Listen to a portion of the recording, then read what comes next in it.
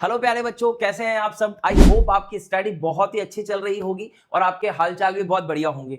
आज हम एक वीडियो लेकर आए हैं जिसमें हम अपना 5th चैप्टर का इंट्रोडक्शन कंप्लीट करने वाले हैं। हमने एक चैंपियन सीरीज यहाँ पर चला रखी है। शुरुआत के 4 चैप्टर हम कंप्लीट कर चुके हैं विद एनसीईआरटी एक्सरसाइज और बिल्कुल बेसिक से एडवांस तक हमने उसमें पढ़ाई करी है। आज हम 5th चैप्टर का इंट्रोडक्शन वीडियो देखने वाले हैं जो कि है हमारा अर्थमेटिक प्रोग्रेशन। बहुत ही इंपॉर्टेंट चैप्टर है। एमसीक्यूज, केस स्टडी और एक 3 मार्क्स का क्वेश्चन यहां से बनता है। तो एक्सरसाइज शुरू करने से पहले मैं हमेशा एक चैप्टर का वीडियो आपके लिए लेकर आता हूं जो कि होता है इंट्रोडक्शन से रिलेटेड। तो यहां हम 5th चैप्टर जो कि हमारा है अर्थमेटिक प्रोग्रेशन, उसका हम क्या देखने वाले हैं, इंट्रोडक्शन देखने वाले हैं। हमारा टारगेट क्या है, हम चाहते हैं 100 में से 100 मार्क्स बोर्ड के अंदर, मैथ के अंदर, ठीक है ना। तो इस वीडियो को बहुत ही ध्यान से देखना और पूरा देखना, क्योंकि अगले 10 से 15 मिनट जो है इस चैप्टर में क्या कॉन्सेप्ट छुपा है वो आपके सामने क्लियर हो जाएगा। बिल्कुल बेसिक से पढ़ाऊंगा। अगर आपने ये चैप्टर अभी तक एक बार भी नहीं देखा है, स्कूल में या कहीं पे भी नहीं देखा, तो पहली बार देखोगे, एक ही बार में समझ में आ जाएगा। पर आप इस वीडियो को पूरा जरूर देखना, ठीक है। कोई स्लाइड नहीं है, बिल्कुल बेसिक तरीके से पढ़ाऊंगा। बात ऐसी है कि होता क्या है, हम एपी यहां से शुरू करेंगे कि एपी होती क्या है, ठीक है, और ये किस तरीके से काम करती है और एक तरीके से मतलब कैसे इसके क्वेश्चंस को सॉल्व किया जाता है, कैसे चीजों को समझा जाता है। तो एपी का मतलब अर्थमेटिक प्रोग्रेशन। अर्थमेटिक मतलब कुछ नंबर्स होते हैं और प्रोग्रेशन मतलब उनमें इंक्रीजिंग या डिक्रीजिंग ऑर्डर लगता है ना। जैसे हमारी क्लास की प्रोग्रेस आती है, प्रोग्रेस मतलब मार्क्स, है ना, मार्कशीट, कैसे रिजल्ट शो होता है। तो प्रोग्रेस मतलब क्या होता है कि आप कितना इंक्रीमेंट कर रहे हैं, कितना डिक्रीमेंट हो रहा है, या मतलब कितने मार्क्स आपके इंक्रीज हो रहे हैं, कितने डिक्रीज हो रहे हैं, वो आप प्रोग्रेशन से रिलेट करते हैं। तो प्रोग्रेशन का मतलब होगा कि या तो इंक्रीजिंग ऑर्डर या डिक्रीजिंग ऑर्डर, किसमें, नंबर्स में। तो सबसे बेसिक चीज जो है, बिल्कुल बेसिक चीज, वो मैं ये कहता हूं कि अगर आप एक सीरीज की बात करेंगे, सीरीज क्या होती है ना, बिल्कुल सीरीज क्या होती है। सीरीज जैसे मान लीजिए फॉर एग्जांपल मैं यहाँ पर एक सीरीज बनाता हूं, मैंने यहाँ लिखा 5, 10, 15, 20, 25, ठीक है ना। आपको यहां पर कितने नंबर दिख रहे हैं, 5 नंबर दिख रहे हैं, है ना। और आपको यह भी दिख रहा है कि सर 5, 10, 15, 20, 25, मतलब जो सीरीज है वो इंक्रीजिंग ऑर्डर में है, ठीक है। इतनी बात आपको समझ में आ रही है। अब एपी क्या कहती है, एपी ये कहती है कि आपके पास में 2 सीरीज होती है। एक सीरीज तो होती है फाइनाइट, जिसमें आपको पता होता है कि हाँ कितनी टर्म्स आ रही है, 5 टर्म्स आ रही है, इंक्रीजिंग ऑर्डर लग रहा है और ये 5 टर्म आपके सामने लिखी है। एक टर्म होती है इनफाइनाइट, मतलब स्टार्ट तो हुई है पर एंड कहां हो रही है पता ही नहीं, नंबर ऑफ टर्म्स कितने हैं वो आपको नहीं पता है। तो हम ऐसी सीरीज भी पढ़ेंगे और फाइनाइट सीरीज भी पढ़ेंगे। तो इस सीरीज को समझने की कोशिश करते हैं कि इसमें कौन क्या क्या है ना। जैसे मान लीजिए मैं यहां पर बात करता हूं 5 की, तो मैं यहां पर क्या बोलूंगा 5 को कि ये कौन है, A1।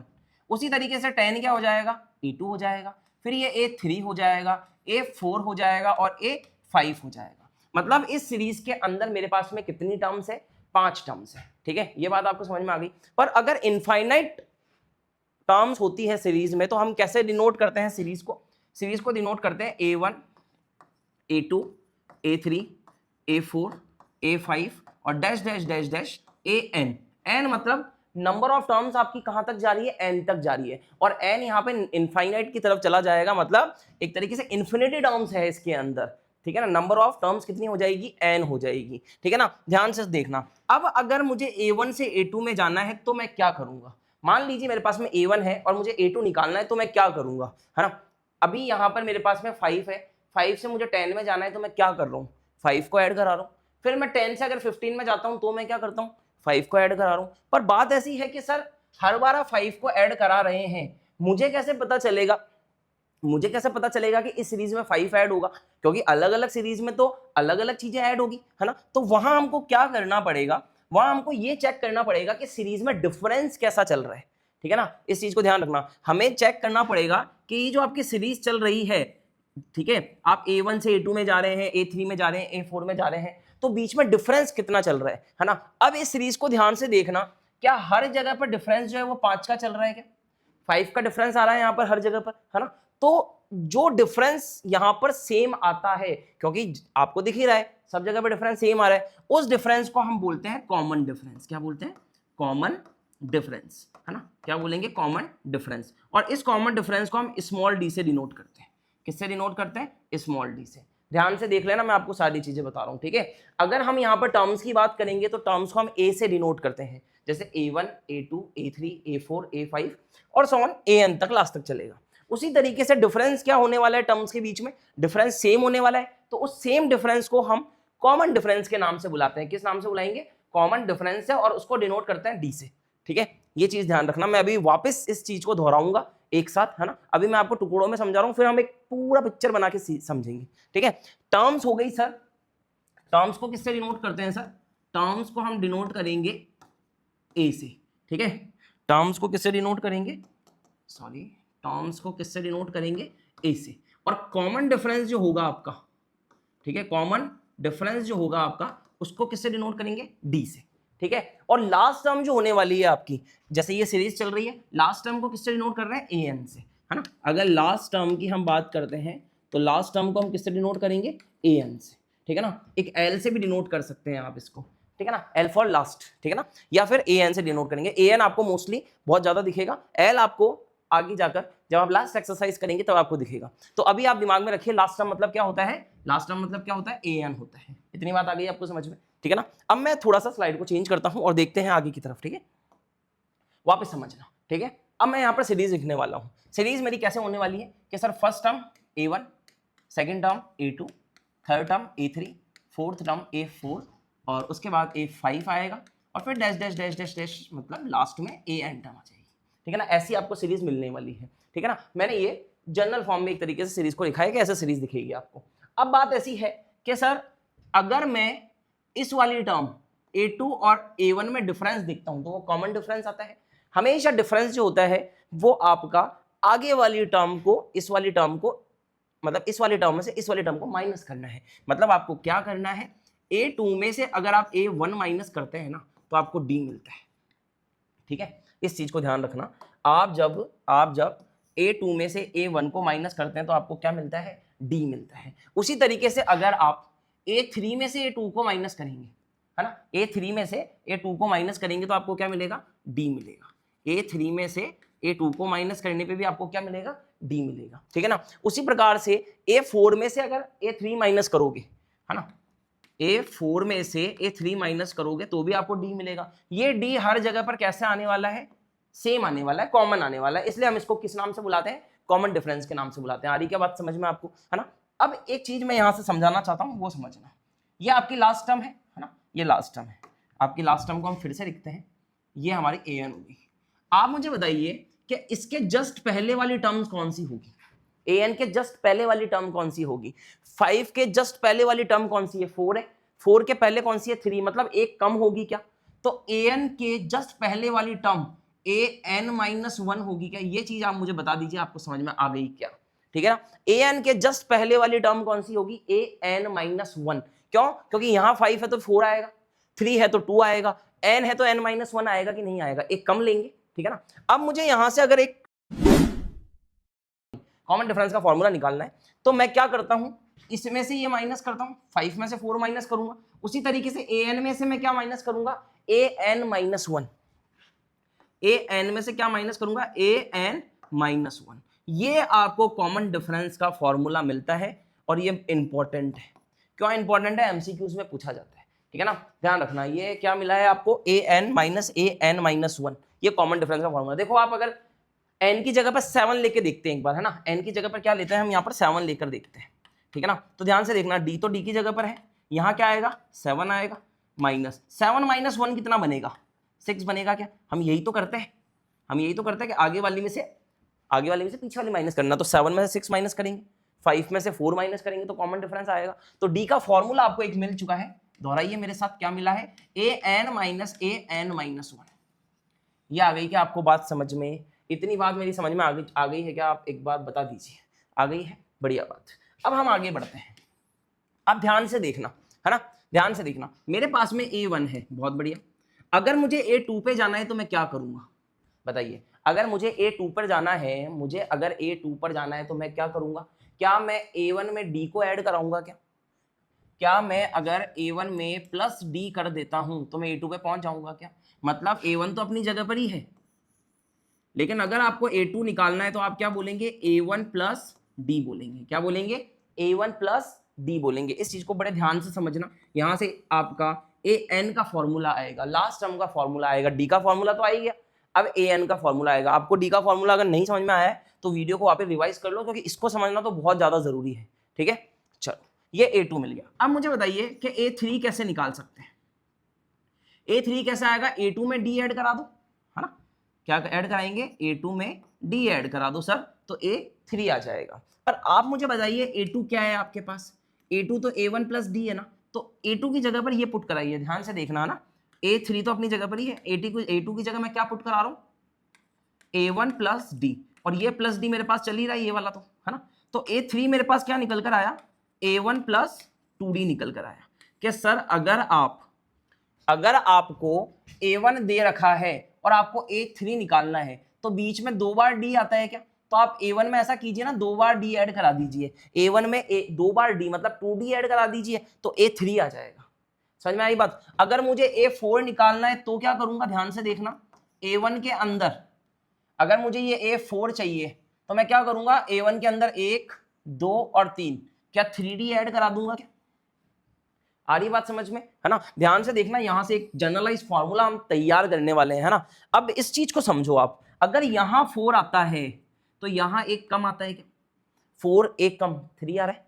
अगर यहां पर 3 आता है तो एक कम आता है 2 आता है क्या, अगर यहां आपका 2 आ रहा है तो एक कम आता है 1D आता है क्या। समझ में आई बात। मतलब अगर A6 या A5 निकालना है, मुझे क्या निकालना है, A5 निकालना है, तो मैं क्या करूंगा, A1 प्लस 4D करूंगा कि नहीं करूंगा, ये मुझे समझाइए आप, ये मुझे बोलिए कि आपको समझ में आ गई क्या बात, है ना। A5 अगर मुझे निकालना है तो मैं क्या करूंगा, A1 प्लस 4D करूंगा। मतलब मैं यहां जितना भी नंबर ले रहा हूं उससे एक कम यहां पे ले रहा हूं, क्या ले रहा हूं। अगर मैं n ले लेता हूं तो A1 तो अपनी जगह पर ही आएगा, यहां पर एक कम आता है, मतलब n-1D आएगा कि नहीं आएगा, ये आपको फॉर्मूला मिल गया। बताओ ये बात आ गई क्या समझ में आपको, कि अगर यहां मैं n लेता हूं तो यहां मुझे एक कम लिखना पड़ेगा, मतलब n-1 करना पड़ेगा, है ना, क्योंकि मैं 5 लेता हूं तो 4 करता हूं, अगर मैं 4 लेता हूं तो 3 करता हूं, तो मैं n लूंगा तो एक कम करना पड़ेगा। एक कम कैसे करते हैं, n-1 करते हैं। समझ में आई बात। तो आपका ये बनेगा A1 प्लस n-1D, और ये आपका स्टार फॉर्मूला है, ये आपका लास्ट टर्म का फॉर्मूला है, an का फॉर्मूला है। समझ में आ गई बात, ठीक है ना। ध्यान से देखना, एक तो आपने ये फॉर्मूला देखा है कॉमन डिफरेंस, जो कि आपका बनता है an माइनस an-1, ठीक है, और an का फॉर्मूला है आपके पास में A1 प्लस n-1D, ठीक है। अब ये आप चाहें तो इसका स्क्रीनशॉट ले सकते हैं, अदरवाइज आप इसको देख भी सकते हैं, एक बार फिर से देख सकते हैं, ठीक है। चलो तो अब क्या करेंगे, अब हम एक सीरीज लेते हैं और इन चीजों को अप्लाई करके देखते हैं, ठीक है। चलो जैसे मान लीजिए मैंने एक सीरीज बनाई यहाँ पर 4 8 16 20 24 और डैश डैश डैश, ये लास्ट आपकी इनफाइनाइट तक चल रही है सीरीज, ठीक है। अब आपको दिख रहा होगा साफ ही देखने में कि सर ये मेरी सीरीज 4 की बना दिया आपने, है ना, ये 4 की सीरीज बनाई आपने, 4 8 16 20 24 ये आपने लिखा है ना। अब आप मुझे ये बताइए कि ये एपी है या नहीं है, ठीक है ना। तो एपी हो कोई भी सीरीज आपकी एपी हो, उसके लिए जरूरी है कि जो आपका कॉमन डिफरेंस होता है, जो आपका कॉमन डिफरेंस होता है वो सब जगह पर क्या आना चाहिए, सेम आना चाहिए या इक्वल आना चाहिए। आ रही बात समझ में, ठीक है ना। तो यहां मैंने देखा कि यार 4 में से, इस 8 में से मैं 4 को माइनस करता हूं, है ना, तो यहां तो मेरे पास में 4 निकल कर आता है। 16 में से 8 को मैं माइनस करता हूं तो 8 निकल कर आता है। यहां मेरा फिर से मैं देखता हूं तो 4 निकल कर आता है। यहां भी मेरा फिर से क्या निकल कर आता है, 4 निकल कर आता है। क्या यहां पर जो कॉमन डिफरेंस आ रहा है वो सेम है क्या, नहीं है ना, इक्वल नहीं है। तो इक्वल नहीं है तो ये भी एपी नहीं है। आ रही बात समझ में। आपको 5.1 जब आप करने जाएंगे तो आपको इसी टाइप के क्वेश्चंस मिलेंगे, ठीक है ना। तो सबसे पहले तो आपको ये चेक करना है कि कोई भी एपी है या नहीं। समझ में आई बात। तो यहां हमें पता चला कि सर अगर कॉमन डिफरेंस, ये चीज समझने वाली है कि अगर कॉमन डिफरेंस जो है वो आपका सेम आता है या फिर इक्वल आता है तो हमारा जो सीरीज है वो एपी होगी, अदरवाइज एपी नहीं होगी, ठीक है ना। तो ये एपी नहीं है तो हम इसमें फर्दर आगे कोई भी प्रोसेस, कोई भी चीज कर नहीं सकते। यहां हमने हाँ और ना का जवाब दिया और आगे बढ़े, ठीक है ना। अब हम दूसरी सीरीज ले लेते हैं एक बार, ठीक है। अब एक बार मैं दूसरी सीरीज लेता हूं, ध्यान से देखना। जैसे मैंने सीरीज ली यहां पर 7 14 21 28 28 के बाद क्या आएगा 35 और ये आपकी सीरीज आगे तक चल रही है, ठीक है ना। अब यहां हमने देखा 7 7 का डिफरेंस चल रहा है, सब में चल रहा है, तो हम क्या बोलेंगे, जी हाँ ये आपकी क्या है, एपी है। ठीक है ना, क्योंकि आपका कॉमन डिफरेंस कैसा आ रहा है, इक्वल आ रहा है। अब इसमें कुछ एक चीजें हम फाइंड करके देखते हैं। सबसे पहले हमें डी फाइंड करना है। डी फाइंड करना है तो डी होता है सर an माइनस an-1, मतलब कोई भी आप टर्म ले लीजिए और उसके जस्ट पीछे वाले टर्म उसमें से माइनस कराओ तो कॉमन डिफरेंस आएगा। जैसे अगर मैं यहाँ डी निकालने जाता हूं तो मेरी ये हो जाएगी a1, a2, a3, a4, a5 और ये सो ऑन आगे तक कहां तक चलेगा, an तक चलेगा।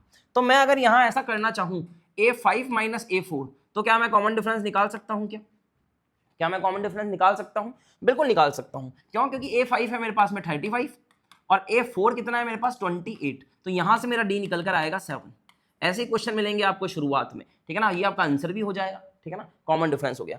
अब कोई आपसे ये पूछे कि इस सीरीज में नंबर ऑफ टर्म्स कितने हैं, नंबर ऑफ टर्म्स को ध्यान से देखना, मैं आपको फिर से बता देता हूं, है ना, बच्चे बहुत कंफ्यूज रहते हैं। नंबर ऑफ टर्म्स जो होती है वो n से डिनोट होती है और वैल्यू ऑफ टर्म जो होगी या उस टर्म्स की जो वैल्यू होगी वो आपकी a से डिनोट होती है, a या फिर an से, ठीक है ना। उसके बाद में जो कॉमन डिफरेंस होता है, जो कॉमन डिफरेंस होता है उसको हम किससे डिनोट करते हैं, d से डिनोट करते हैं, ठीक है ना, ध्यान रखना। तो अगर मैं यहां पर ये निकालना चाहूं, जैसे मान लीजिए कोई मुझे बोलता है कि सर ये तो a5 है, आप a15 पता करके दिखाइए, है ना, क्या पता करके दिखाइए, a15, है ना। तो अगर मैं यहाँ पीछे वाली स्लाइड में चलता हूं तो मैंने क्या सीखा है, मैंने ये सीखा है कि अगर मुझे जितनी भी टर्म फाइंड करनी है ना उसमें फर्स्ट टर्म के अंदर एक कम करके और आप d लगा दीजिए। मतलब क्या फॉर्मूला बनता है, an is equal to a1 plus n-1d। इस फॉर्मूले को बिठा लीजिए दिमाग में, ठीक है। क्या है, वापस दोहराइए, an is equal to a plus n-1d। तो अगर मुझे यहां पर a15 निकालना है ना, तो मेरी n की वैल्यू कितनी होगी, 15 हो गई।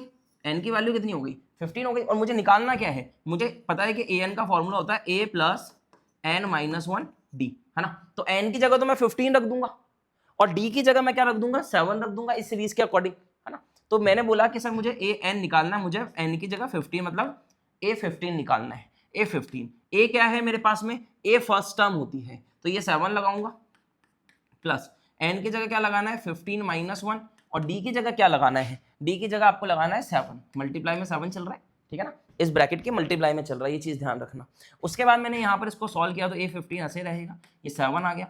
अगर आप यहाँ पर 15 में से 1 माइनस करते हैं तो 14 बनता है, 14 इंटू 7 बनेगा। उसी तरीके से अब आगे बढ़ते हैं तो यहाँ पर 7 आ गया प्लस 14 7 क्या होता है, 14 7 98 होता है, क्या होता है 98। तो a15 कितना आ जाएगा फाइनली, इसको ऐड कराने पर 105, कितना आ जाएगा 105। आ गई बात समझ में, ठीक है ना। बहुत आसान है, चीजें बहुत आसान है इस चैप्टर में, ठीक है। इस चैप्टर को अगर आप मुश्किल बना देते हैं तो विद कैलकुलेशन बना सकते हैं।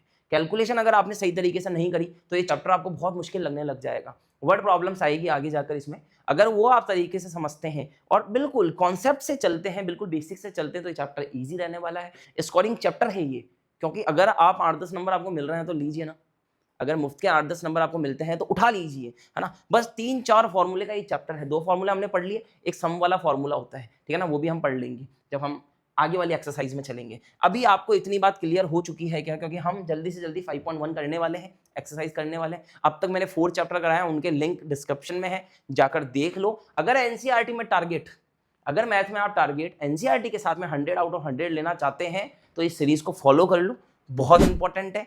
एक एक क्वेश्चन मैं एनसीईआरटी के करा रहा हूं यहाँ पर, ठीक है।